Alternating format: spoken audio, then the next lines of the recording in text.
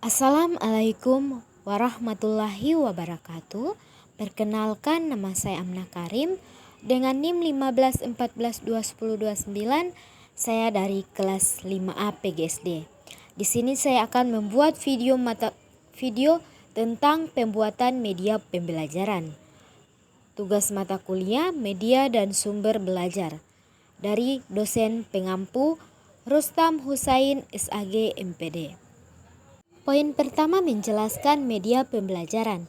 Menurut terminologi, kata media berasal dari bahasa Latin medium yang artinya perantara. Sedangkan dalam bahasa Arab, media berasal dari kata wasailah, artinya pengantar pesan dari pengirim kepada penerima pesan. Media pembelajaran juga dapat didefinisikan sebagai berikut.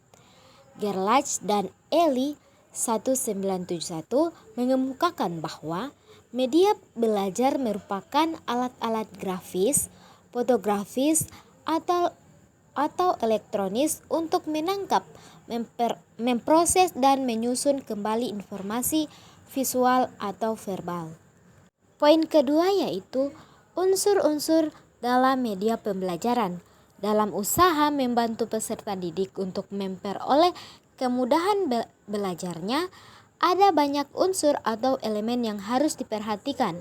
Unsur-unsur itu adalah tujuan yang ingin dicapai, karakteristik peserta didik, isi bahan yang dipelajari, cara atau metode atau strategi yang digunakan, alat ukur atau evaluasi, serta balikan. Walaupun semua unsur telah diselesaikan, pada dasarnya kita kembali pada apa tujuan yang ingin dicapai, dan tujuan itu sendirilah yang akan akhirnya menjadi tumpuan akhir aktivitas pembelajaran. Sebagaimana dikemukakan di atas bahwa banyak unsur yang berpengaruh untuk mempermudah peserta didik dalam memperoleh pengetahuan atau informasi. Salah satunya unsur itu adalah media pembelajaran. Pentingnya kehadiran media pembelajaran tentunya sangat tergantung pada tujuan dan isi atau substansi pembelajaran itu sendiri. Kehadiran media dalam pembelajaran juga ditentukan oleh cara pandang atau paradigma kita terhadap sistem pembelajaran. Miftah 2018. Poin ketiga yaitu langkah-langkah pembuatan media pembelajaran. Agar media pendidikan yang dibuat dapat digunakan sebagai alat untuk mencapai tujuan pembelajaran yang telah dirumuskan, maka sangat diperlukan 6 langkah-langkah pengembangan program media. Ada beberapa pakar yang menyampaikan tentang langkah-langkah pembuatan media pembelajaran dengan spesifikasinya masing-masing. Prof. Dr. H.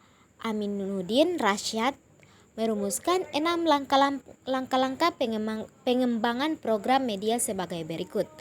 Yang pertama, menganalisis keperluan dan karakteristik siswa.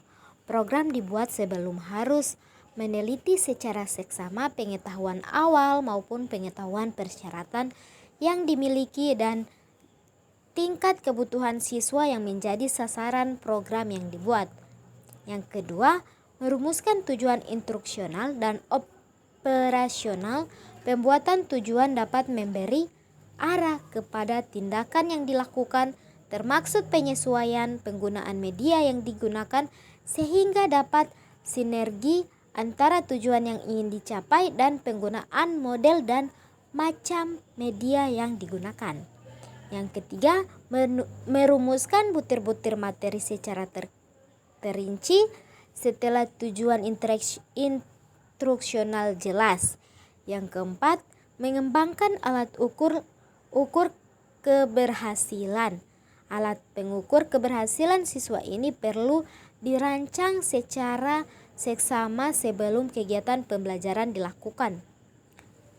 Yang kelima, menulis naskah media atau menyusun media yang digunakan. Setelah penyusunan tujuan pembelajaran dilaksanakan, penyusunan media yang digunakan sesuai dengan tujuan yang akan dicapai tersebut. Yang keenam, mengandalkan tes dan revisi. Setelah media pembelajaran dibuat, tujuan pembuatan narasi dan proses editing dan diuji coba. Langkah-langkah yang tidak kalah pentingnya adalah evaluasi penggunaan media dalam proses instruksional. Menurut Dr. Randus Rahmat PhD 2010, dalam bukunya Media Pembelajaran Suatu Pengantar, beliau memaparkan langkah-langkah pembuatan media pembelajaran sebagai berikut. Yang pertama, membuat ide atau gagasan. Yang kedua, menganalisis kebutuhan dan karakteristik siswa. Yang ketiga, merumuskan tujuan. Yang keempat, menentukan kerangka isi bahan pelajaran.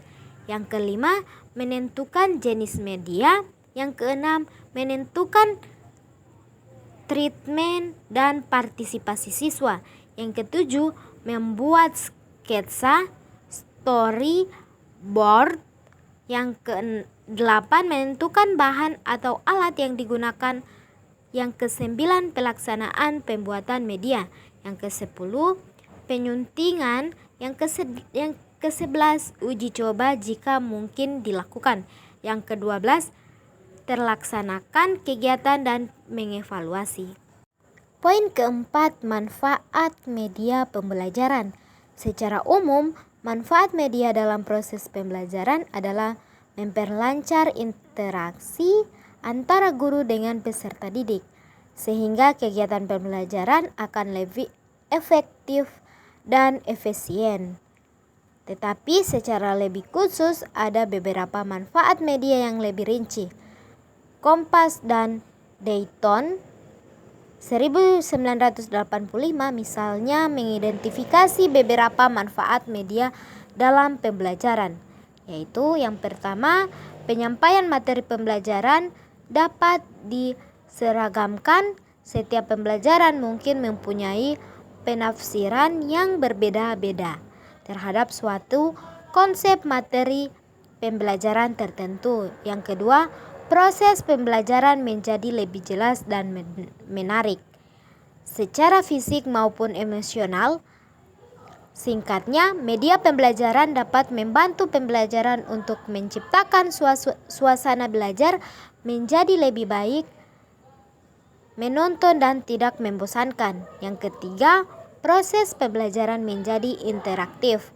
Jika dipilih dan dirancang secara baik, media dapat membantu guru dan peserta didik melakukan komunikasi dua arah secara aktif selama proses pembelajaran.